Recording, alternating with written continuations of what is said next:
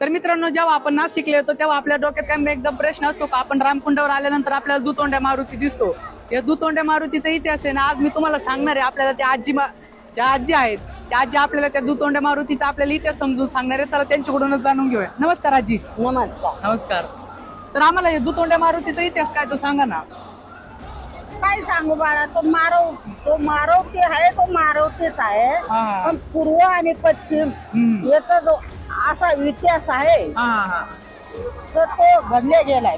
पूर्वीच्या काळात घडल्या गेलाय. हा. पुढे जसा राम मंदिर जो आहे, काळा राम मंदिर, गोळा राम मंदिर, हा. तसा याचा इतिहास म्हणजे अख्खे नाशिक जिल्ह्यात म्हणजे काशी तीर्थ समजल्या जातो. बरोबर. हा. तर जो हे दोन तोंडे मारवतीवरून जो महापूर जातो, हा. महापूर हा, जो महापूर जातो ना त्याच्या तोंडा म्हणजे याच्यावरून तेव्हा त्याला महापूर म्हटल्या जातो. बरोबर.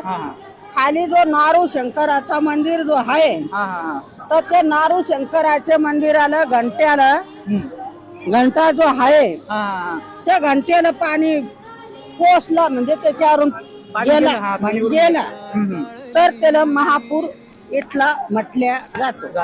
ओके. धन्यवाद मावशी, खूप भारी माहिती दिली आम्हाला. तर तुम्हाला समजलं असेल का दुतोंड्या मारुती का म्हटलं जातं. आजीने खूप चांगली प्रकारे माहिती दिली. जेव्हा या मारुतीच्या वरून पाणी जातं तेव्हा त्याला महापूर असं घोषित केलं जातं. बरोबर ना. बरोबर. ओके. धन्यवाद.